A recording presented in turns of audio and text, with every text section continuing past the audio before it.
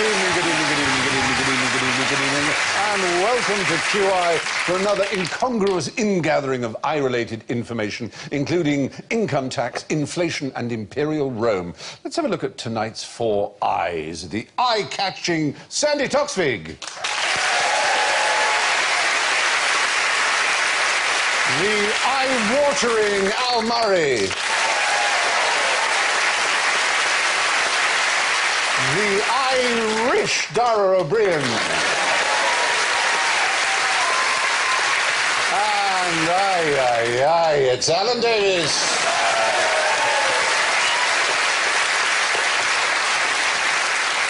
Right, well, let's hear your eye buzzers. Sandy goes... That was an ibis. Ooh. Al goes... That was an ibex. And Dara goes... That was a Seat Ibiza. And Alan goes... Very much.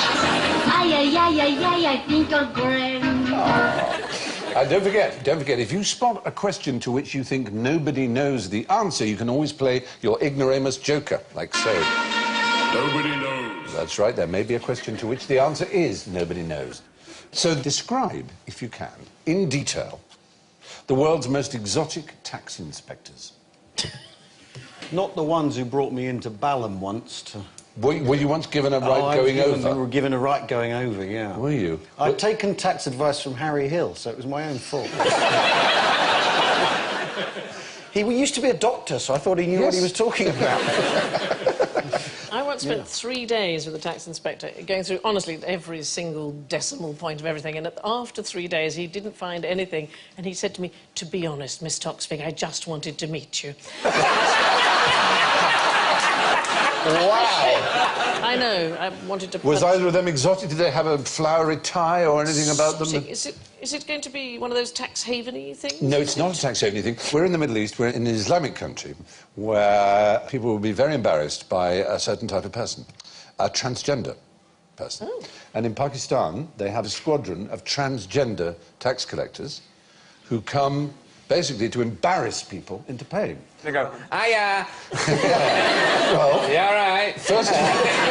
First of all, you go to the shop and say, "You owe us this much in tax," and they will simply say, "We refuse to pay." And they say, "OK, then tomorrow we will send in a group of transgender tax collectors who will dance and sing in your shop until you pay." The crying game. But only 5% of people pay tax in Pakistan, don't they? Well, that's why... So it's not working, is it? There's only so many transgender people. They're very busy. They're belting out, "I am what I am," in shops over there in the country. Well, there is quite a transgender, I suppose one would use the word community, in Pakistan, and they have obviously had it very tough, especially in the more extremist parts of that country where such things are frowned upon. But they are classed together with transvestites and eunuchs, and there's a special word for them which is hijra. But how extraordinary for a mother if she sees her son putting on her high heels, and immediately she looks at him now and thinks, "Tax inspector." Yes, I know. It is. It's a glamour profession now. I have to do this, Mother. I'm a tax inspector. It may well happen. Nothing else is going on. Are you wearing that dress this evening? Yes? But there you are. In India, in Andhra Pradesh, they've tried drumming. They simply drum outside the shop or household and keep it up until they pay their taxes. But what if you own a drum shop?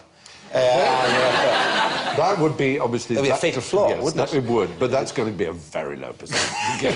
You're nitpicking here, I think, Dara. What would we do here with Morris dancers, I think? That would, outside your shop. That would make... I'll pay, I will pay, yes. Well, basically, the governments of the world are looking for imaginative solutions to raise and, their taxes. And that is one, using transgender people in Karachi. You're looking astonished. I'm totally astonished. This is boggling. It's brilliant. So while living in Pakistan, was there any point at which Osama bin Laden didn't pay his taxes and was in danger of 4 transgender people knocking the door of his massive compound? No wonder he was hiding. Really? I wonder what that man does for a living. What's he done? I got the whole conversation. 4 of them turned up. Yeah, 4 of them going through his papers, as you can see. You come for my tax? I sold you that scarf.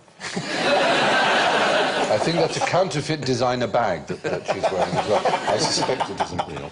He's going to get the hit squad. Yes, he's going to get the full show. Yeah. Here come the girls. Yeah.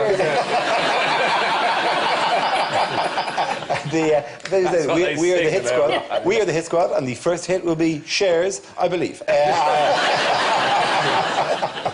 Absolutely. There you go. Now, compare the tax advantages of being a drug dealer in Tennessee to those of being a bank robber in the Netherlands. Is it in Tennessee they can claim back the expense of buying the drugs against tax as a business expense or something? You're in the right area. There's some kind of accounting loophole. That... What they tried in Tennessee was to put a duty on drugs, as you do on alcohol and tobacco.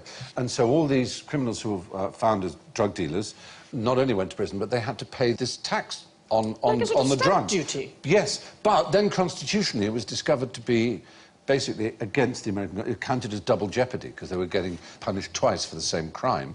So now the state of Tennessee is paying money back to all the drug dealers. It's already paid... Brilliant. It's paid millions out to about 161 people have already received $3.7 million. Because it was a bit of a screw-up. They thought it was a really clever idea of getting extra money out of drug criminals, instead of which they've actually lost out on it. They'll only spend on drugs. If you're putting that with bank robbers in the Netherlands, it must be that you can claim for the expense of your gun, or the claim of... Is that right? Absolutely you must be able right. There was someone who was found guilty of holding a place up with a gun, and he was fined, and his gun was an allowable expense. So it was deducted, the price of his gun was deducted from his fine. But presumably you'd need a receipt, first of all. Yeah. So if you merely committed crimes... a working expense. Yeah. If you committed crimes that were worth less than your gun, you would always be ahead. Yes. Very expensive getaway car. Oh, yeah, use a Porsche as a getaway car. Very expensive silk stockings. Lumberla, you see. Yes, absolutely. Well, presumably you'd have to prove you bought the right thing that was appropriate for the crime. I mean, if you had a gun like that in the picture, that's fine. But if you had a ballistic missile, probably they're not going to cough up. No, I think you're absolutely right. Yeah. Was it Robert Morley used to run Miss World? Was it Eric Morley, I think his name was. He claimed his racehorses as a tax expense. And it went all the way to court with him saying, basically, I'm in the business of being Eric Morley, and that includes owning racehorses to keep up my kind of lifestyle and have the swagger of being the man that runs Miss World. I need racehorses, and he won. Good God. So he was able to claim his racehorses as a business expense. I once bought a racehorse by mistake. And, What had you originally gone into the shop for? I was there as a tax inspector. And, You wanted a pint of Activia pouring yoghurt, and you got a racehorse. Oh, you heard about that little problem I had. Stay with us, people. No, what happened was, I was at Epsom, and somebody had given a racehorse to auction to the crowd to raise money for charity, and I was asked if I would auction it off. And so I said, "Who would have I bid for this marvellous race?" And I'm standing next to the horse, and nobody bid. So I said, "Well, I'll start us off. I'll say 3,000 guineas." Silence. I was the only person who bid on the horse, and I'd come in my sports car. I had no idea how I was going to get it home. So did you have to pay out? Well, no, the man very nicely bought it back off me. Oh. Yeah, How much for? Well, I lost on it. Wow. So I had, for about a minute and a half, I owned a racehorse. Did you follow the fortunes of that racehorse at all? No, I've never been to the races again. It's too terrifying. Good Lord. Well, there you are. Yeah. I do know an actor who claimed his carpet on the grounds that it was wear and tear because he used to walk up and down learning his lines. Didn't get away with it. But he still put it in. Good effort. Yes, absolutely. I tried to claim for a bed once. No reason. I just thought, it was new. I was new to the game. And I just thought, you put everything down? Because you had to sleep with directors in order to get past. Exactly, yeah. And it turns out you don't actually have to use a bed for that. They will, behind a skip, anything. They're not discerning about this. Like, I was dressing the room, I was putting music on. They don't care. They want to use your go, right? You're nothing to them, right? I did try and claim for some paintings in my office. And I was in the tax inspector's place, and he said, "What is this paintings in the office?" I said, "Oh, for goodness sake, nobody could possibly work in an office which had no art in it." And as I looked around, there was a single solitary poster about the Heimlich manoeuvre. I couldn't think how often that would come up in a tax. Really. Not when you're on your own in particular, yeah. Well, people will try anything, basically. Now, why does this house have bricked-up windows? Ah, no, I expect there'll be a klaxon. Yeah. But there was window tax, wasn't there? Yeah, people like to go around the place and point at a blank window and go, yeah, window tax, you see. Yeah, there was a window tax, so they filled them in. Yes, because there was a window tax from the 1690s right up to 1851. What is this, then? This is sort of 18th century fashionably solid curtains. Yes, basically. This is just to balance the house out, basically.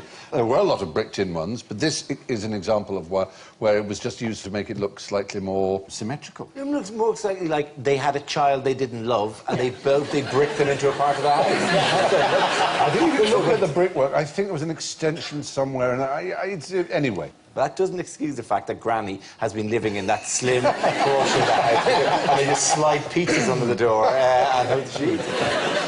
Was there not a brick tax at one point? Because I think you can tell the age of some London buildings by the size of the brick. Is that right? There was certainly, before the window tax, there was a hearth and chimney tax for fireplaces. And then they decided the window tax would be a good idea. And it was about in the 1850s that they realised that the British glass industry was doing very badly. There's an example of genuinely, those were blanked out for window tax. People were not getting enough light, and it was very disadvantageous for the poor, who particularly lived in dark places.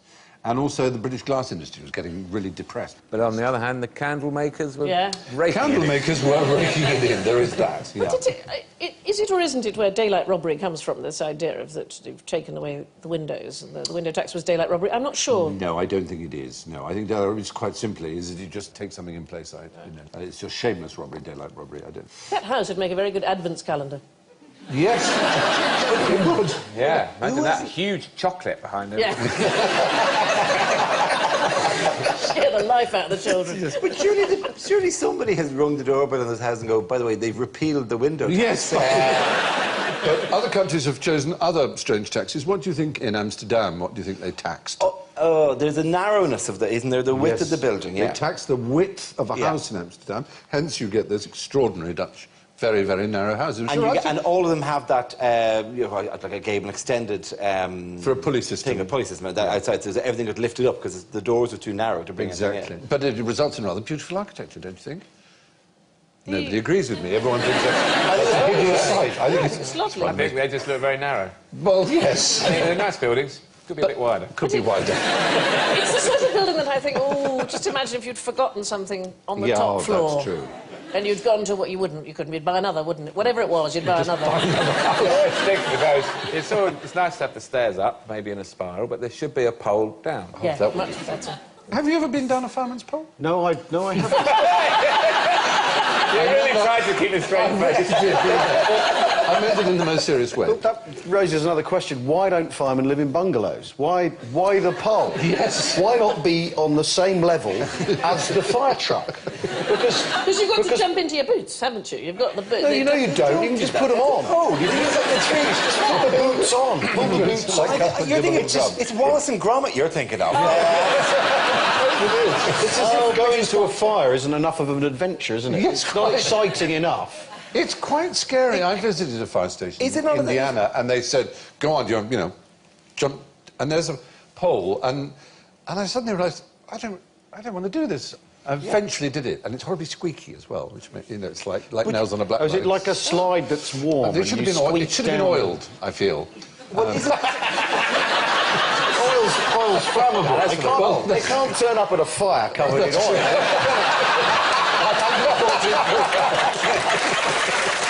You're quite right. Yeah, I don't think things think through. I really don't. Surely there has to be training, because I would presume that if you jump and don't grab it with your skin, if you grab it with cloth, you'll just go straight down at nearly terminal velocity and grab it with your leg. Get nasty burns. Oh, really? Because I would presume that would be an ironic thing to get a burn on the way to a fire. While they're going down, holding on with their legs, they're putting their cap on and doing the bungalow. That's it, you're right. They've got to see the fire bungalow. engines. Fire engines take up all the room. That's true. You've got to have two machines abreast, is usual, isn't it? And then, and if all the living quarters were next door... Sorry, I just thought of breasts. Oh. Two machines? Two machines per breast. It was an odd moment, Alan, because I was with you. Well, some sort of pumping going on. Lifting machine or a... Never mind, no. Anyway, we're done. What I don't like is that they no longer have a ladder on the top that sometimes comes adrift and one dangles off the end going... yes, like in... was it One of Our Dinosaurs is Missing, or one of those Disney films where they go around London? They have, but they've used it, yes. The only recent film, I think it was Terminator 3. Oh, did they use it in Terminator 3? Yeah, the Terminator was hanging off the end and went through buildings. Wow. It was very exciting. I think it was perhaps done on a computer. Yeah, that's probably true. Now, talking of large tax bills, name the best-paid sportsman of all time. Oh, so it's not going to be one of those. Well, it's not going to be... I was going to say one of those. I was going to say that one on the left. Is it... Where are you? Is it No, not the best laid. I actually didn't. You didn't? That's ridiculous. Thought crime. Crime from Alan Davis. It's all crime, yeah, absolutely. Is it of all time, darling? So of all time, yeah. So it's going to be relative, so it's going to be someone in ancient Greece or someone who's Spartacus. Imperial Rome. Imperial Rome is indeed gonna where be we there? need to be, yeah. Is it a gladiator of some description? Not a gladiator, a charioteer. A charioteer by the name of Gaius Apuleius Diocles. And he was a Lusitanian Spaniard, and he was the greatest sportsman of his age. And, He wasn't a looker, though, was he? Well, that may not be accurate, but we know he won. What makes you say that? After a while, you do turn into a little bit like the animal that you work with. Yeah. Yes. He won 1,462 races, which racked up 35,863,120 sesterces in prize money. And it's recorded in a monumental inscription, exactly that amount. It's called the Champion of all Charioteers. And if you compare this to the average wage of the day and use all the calculations that people use to determine these things, his career winnings amounted to an equivalent of $15 billion. Quite an astonishing amount of money. That would make Tiger Woods pale. That's a fantastic...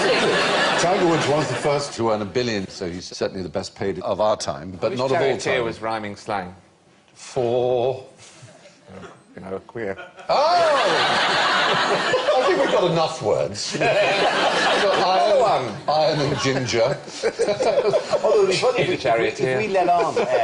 If we let on the chariot. If we pretend it was a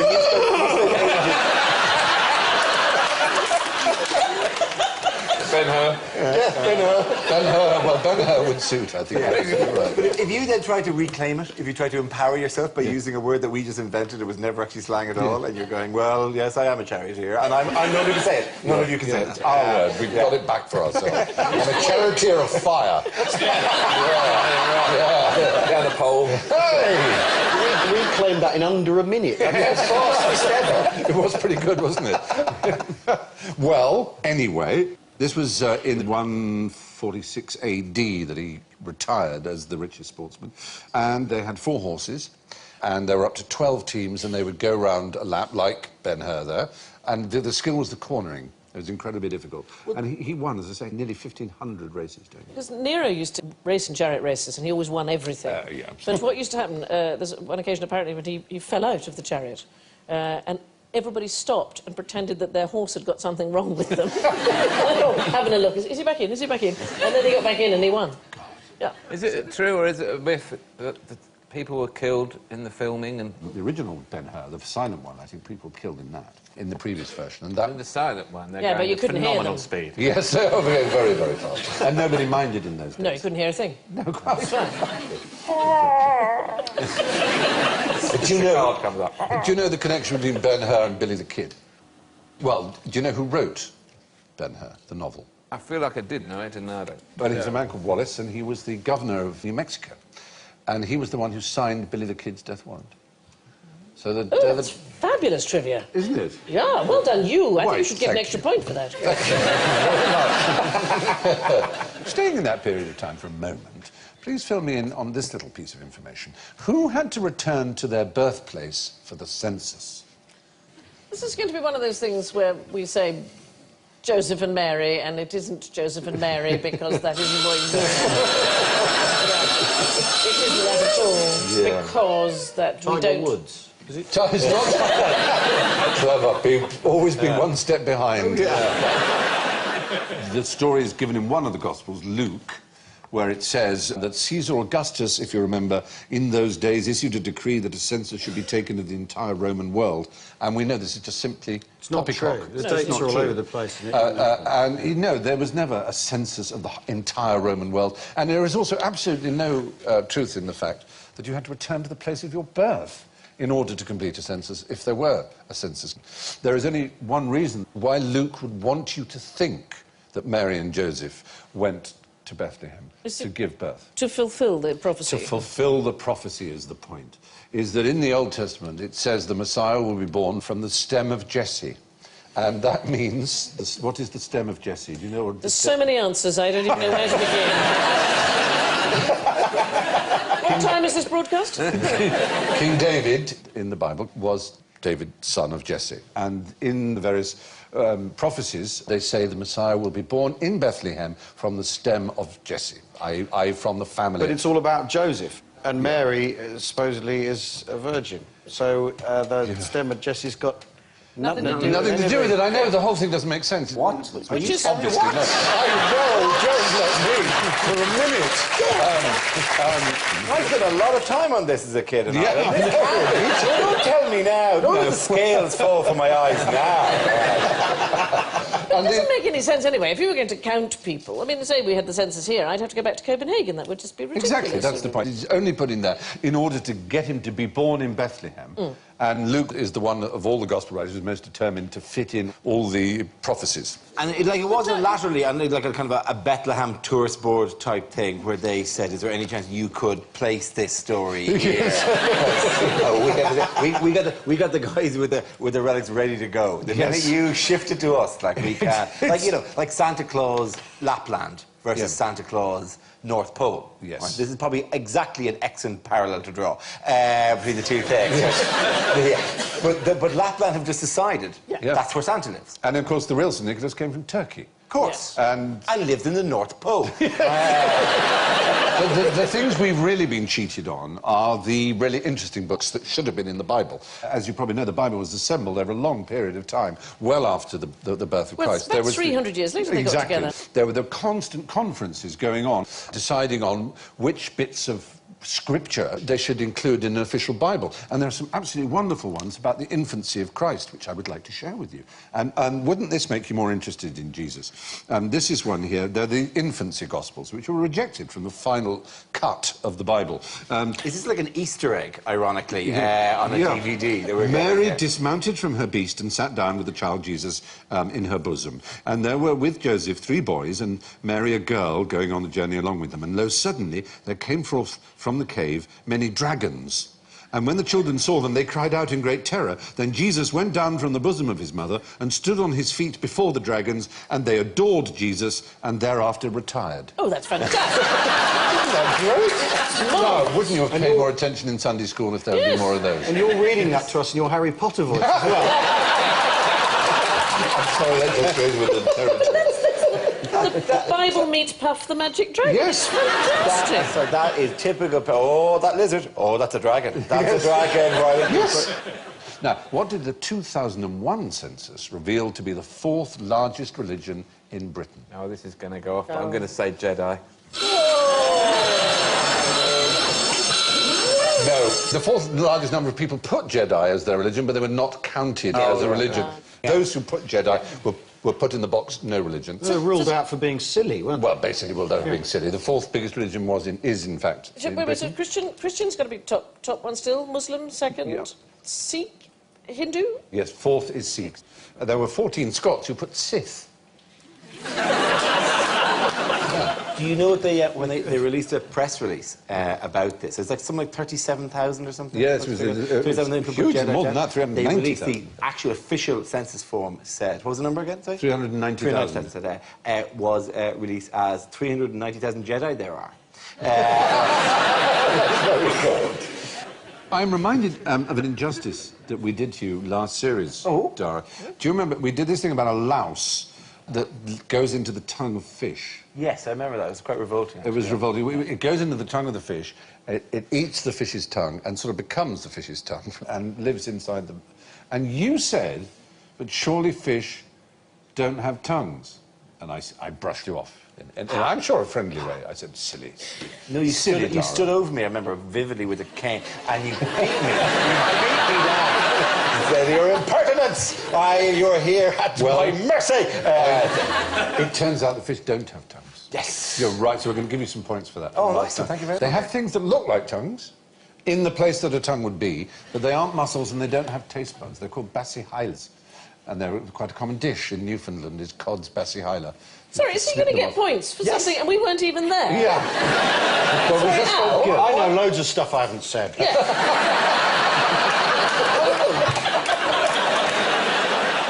No, I'm okay, because I came on series 2 and said something, I mentioned them about a thing called the triple point of water being 0. On series 3 I came back and they said, oh no, we've had emails that actually the temperature is 0.01, right? So I was 1/100th of a degree off on this, and he docked me points the following year.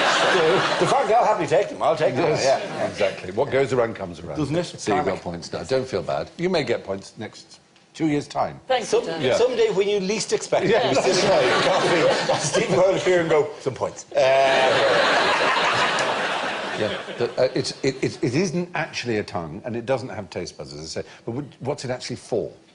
Fooling Dara Brian. It's getting bits out of your teeth. Oh, I'm going to go now. It's too late. Nobody knows the answer. You could have waved. Nobody knows. If I do it now, I have points in 3 years. Yeah. Maybe. Not understood this game. You're not alone. I'm not there. On the subject of numbers, though, what is the smallest uninteresting number? What's an interesting... What do you think is an interesting number? Oh, they're all interesting to me, unfortunately. Yeah. I really love numbers. 3 sounds quite interesting, doesn't it? It sounds more interesting than 2. 3 is the magic number. 3 is a magic. Fantastic. 3 is sexy. 4 is somebody's going to fall out of bed. I mean, we've got to go quite high. Numbers all have fascinating properties. But it doesn't make sense to me. It's the smallest, most uninteresting... If it was the smallest, most uninteresting number... You're right, it's a paradox. It would make it interesting. interesting. Yeah, you're absolutely right. In that sense, it is interesting. But nonetheless, it is, in mathematical terms, the least interesting number. But we're aware of the paradox behind it. But it would so ignoring the paradox side of it, because it is quite interesting. Yeah. There is a number... And is it only a numerical interest, or is it of a physical interest It's as well? Well, do you know the Hardy-Ramanujan story, I expect? Do you know that story? I know so many Hardy-Ramanujan stories.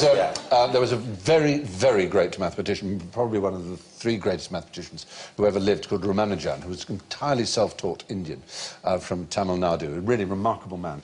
He ended up being the first Indian to be a Fellow of the Royal Society, the first Indian to be a Fellow of an Oxbridge College, and he did some extraordinary collaborative work with G.H. Hardy at Trinity College, Cambridge. He was then the most famous mathematician around. But he ended up in a hospital. People thought he may have tuberculosis, and he was dying. It's an incredibly sad story. He was 3 years, I think. He was that's right. But remarkable work. Anyway, Hardy went in one day to sit at his bedside and couldn't think of anything to say, and said, well, Ramanujan, he said, the license number of the cab I came in was rather dull. 1729, that's not a very interesting number, is it? And Ramanujan instantly said, oh, on the contrary, it's the smallest number that is expressible as the sum of 2 cubes in 2 different ways. Which is pretty extraordinary, I think you'll have to admit. You've got to have quite a mathematical mind to see that. So that, for example, is an interesting number. I feel like Homer Simpson at the moment. Yeah, anyway, there is a number. Yeah. So we can get this and put these people out of their misery, their mathematical misery. There is an online encyclopedia of integer sequences, which lists thousands of sequences of integers which all have different qualities. And the smallest number which does not appear in any of these lists, and is therefore uninteresting, is 12,407. But as Sandy rightly said, that makes it interesting. Yeah. It is the smallest number that does not appear to have any quality that, to a mathematician, is interesting. Oh, you feel kind of... 12,407. No. So That's the most famous number in the country. it now becomes, we hope, the most famous, after 1729. So. But it will now go on a list of QI facts, so now it will be on a list, and so... Yeah, Google it now and it will Spoiled appear. now. Yeah, but in pure mathematical terms, in arithmetical terms, it will remain uninteresting. You could make it. You could stick it on Big Brother. You could let it win Britain's Got Talent. Yeah. Mathematicians will always. What's happened? What's happened, Sandy? What's happened, Sandy, is that it is still arithmetically uninteresting, but it has become culturally interesting. I think that's the difference. Very good. On that bombshell, let's move on. So, now for something terribly important. Why did the MOD want the PM to join the AA? The President, David Cameron, PM, or any? No, the Prime Minister of the time was Harold Macmillan. Did the MOD want the country to become part of the temperance movement? Was there some... No, it's not that AA. The Automobile Association. The Automobile Association, exactly. It's that AA. Really? Yes. So when Harold Macmillan was Prime Minister, what was going on in the world around that time? Cold War. The Cold War was at its absolute height. And they knew that Kennedy had this system where wherever he was, he could retaliate in case the Soviets sent missiles. And they thought, well, we'd better have a similar system. And they thought, well, there's Lord Mountbatten, who was the Chief of Staff at the time, and they said, well, you better have men going around with the Prime Minister who've got radios and things so that in case there's news of a Soviet attack. And they said, oh, no, that's far too expensive. And then the Prime Minister said, I don't want people following me around, going around me all the time. I said, well, we use the system the AA use. So basically the idea was that they would get a signal from the AA to the car if the Soviets had launched a strike. But that would mean the Prime Minister could then stop off at the nearest telephone and issue the order for a counter-strike. And there were some very exciting memos. This is very British, this. You'll like this very much. Brian Saunders, who was the private secretary of the Minister, said, it will presumably be necessary for someone to make a daily or weekly call to the AA control station as a check that they're in working order. And I understand that if an emergency arose while the Prime Minister was on the road, the proposal is to use the radio to get him to a telephone. Perhaps we should see that our drivers are provided with 4 pennies. So they really thought it through. So the secretary, imagine stopping the road. All right, we've got the signal. There are bombs on the way from the Soviet Union. We stop off at the nearest kiosk, and nobody's got any money. But they thought about that. The drivers might. But no. Bly, the Prime Minister's private principal secretary, replied, shortage of pennies should not present any difficulties, such as you envisage. In such cases, it's a simple matter to have the cost of any telephone call transferred by dialing 100 and requesting reversal of the charge. This is all true. And this doesn't take any appreciable extra time. The system works in both normal and STD telephone kiosks, and our drivers are well aware of it.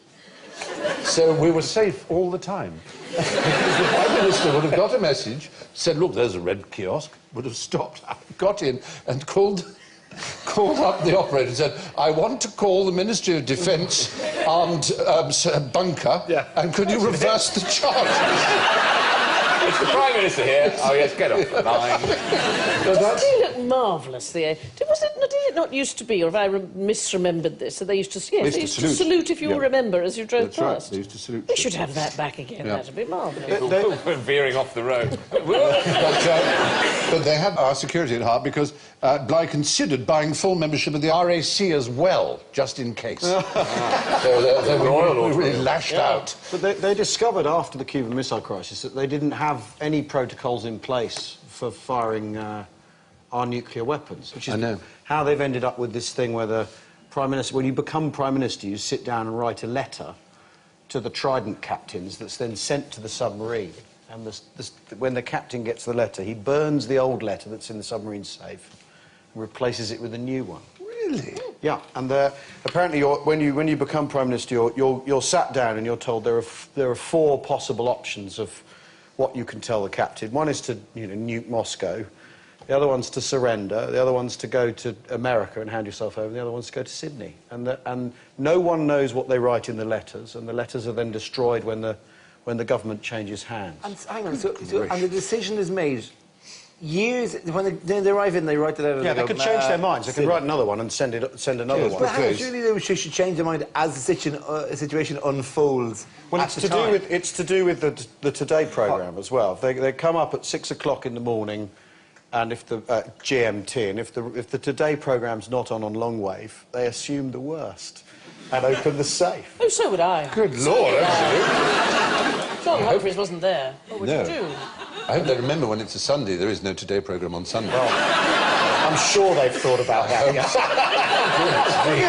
What if the war started in Sydney? And how do you get the letter? Well, I to the think guy one in of submarine? the options is also you make your mind up. Yes. I bet all the captains have peeked at the letter. You would peak. Steamed it open with a kettle. Oh. So did Dave. Yeah. He's Very admitting that he doesn't really know what the big society means. Yeah. Anyway, and now it's time to include all of our incompetencies into one easily managed inquiry that we call general ignorance. So fingers on buzzers. And what does the I represent in the US dollar? Yes, Al. Freemasonry? I knew it. Now, in fact, the I was used as a symbol in Freemasonry after the design of the dollar. It's just an all-seeing providence, supposedly. That's just there to show... It's a bit trippy, though, isn't it? It is a weird Weird, thing to have on like a it's a dollar. thing to have on. Benjamin Franklin, it's true, was a Mason. He was the only one on the design committee of the dollar bill who was a Mason. But he wasn't on the final committee, and the I was not used as a Masonic symbol until after. A committee designed that? Yes. That would be remarkable that you get that past a committee. And they go, yeah, why don't we stick a So we're all pyramid? agreed. Yeah. Floating eye. So we like the pyramid. floating, freaky, disembodied eye. We all like that? Yeah, that sounds like a great idea. Let's all do that. I still want the cock and balls. Sure, we just don't want like a natural scene, like maybe a river or something normal. No. Eye, a floating, disembodied, all-seeing eye above a pyramid. What could be more American than that? Okay, I'm okay with that. Well, the extraordinary thing is, of course, is that it hasn't changed. Ours changes all the time. And there's that old quiz question, is it 100,000 acres, 1 million acres, or 10 million acres of woodland that is chopped down every year for making the American currency notes? No. Do you know which? They're not made of paper. No, they're not made of paper, they're made of linen, so no trees. What were the inhabitants of Mexico called before the Europeans arrived? I'm going to say Aztecs. Yeah. Oh, thank you. No, Mexicans? Basically, Mexicans, they call themselves, yeah. That's right. Aztec was a reference to an island in the middle of the lake from which they traced their source, but they didn't call themselves Aztecs. This really at all. looks like a fantastic place. It looks great. Doesn't it? You can imagine how Exciting. excited the Spanish were that they'd conquered it and killed all its people and stolen all its gold. Massive selection of Mexican Out town transgender Europeans people. again. They are a Nahua people, and their language is Nahuatl. And there are words in English that are derived from Nahuatl, and there are points available if you can give me some Nahuatl words that we use chocolate. in England. Chocolate is one. Very good. I've run out. Burrito. Burrito. Burrito is Spanish for little donkey. Because it's in the shape of a little donkey. Burrito, your breakfast burrito. No, it's not that. Guacamole. Guacamole, I don't think so. I think that's also Spanish. But Refried beans. Tequila. tequila, I'll give you tequila, definitely. Really? Tequila is a Nahuatl word. As is... We knocked the others out. That was a process of elimination. As is... That's not knowledge. That's a crapshoot. Welcome to QI. Fine, my friend. You could have tomato. Tomato. Tomato. Very good. Tequila. Well, we've already had tequila, but I haven't yet heard avocado. I said avocado. Yes. Oh, will you get the avocado points? then? Avocado. And breaking news just coming in here, guacamole is a Nahuatl word. Guacamole. Yeah. Yes, indeed. Sex and drugs and guacamole. Do you not think it sounds like Toad of Toad Hall's Mexican cousin? Guacamole. Guacamole's coming over. Chili. You could have had chili as well. Chili. Chili? Just simply chili. very- Anyway, there we are. What did Prince Albert invent? Ah, a cock ring.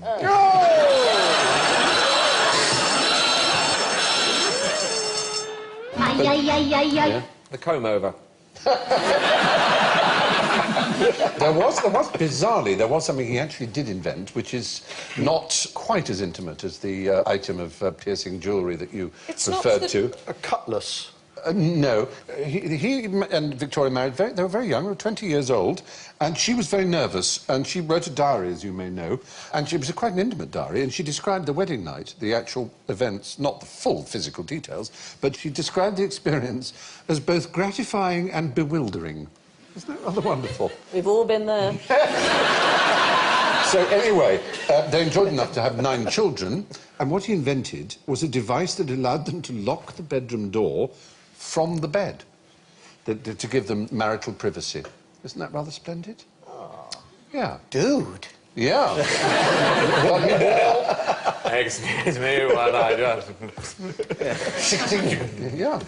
So, but he wore very tight trousers, and this myth grew up in the middle of the 20th century that he somehow anchored his penis to one side of his body or another by means of some sort of ring that was therefore able to pull it backwards so that it wasn't on show at parties because he was a Victorian and it would have been rude wearing such tight trousers. But there is no evidence for this. But what noise does a mute swan make? And you're allowed to do an imitation if you like. Hello. What? I could break your arm.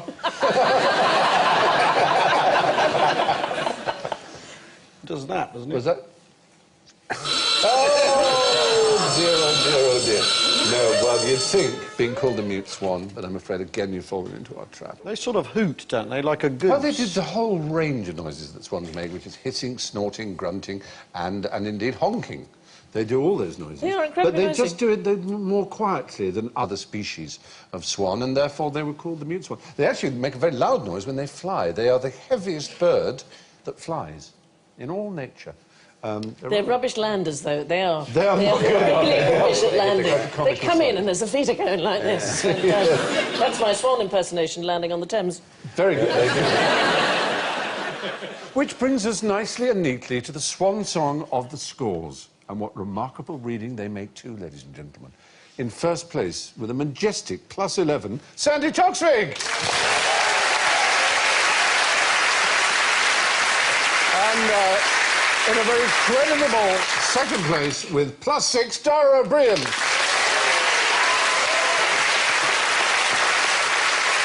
And first-timer Al Murray can hardly be ashamed of -13.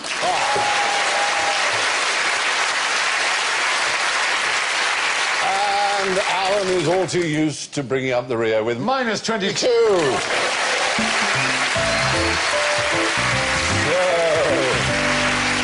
All that's left for me to do is to thank Sandy, Dara, Alan, and of course Alan. And I leave you with this piece of sound financial advice from Will Rogers. A fool and his money are soon elected.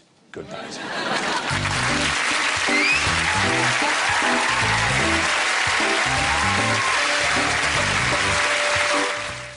More comedy as Russell Howard has some extra good news here on BBC HD tonight at 10 to 11. That's after Time Watch next. And the race to smash the German Dans.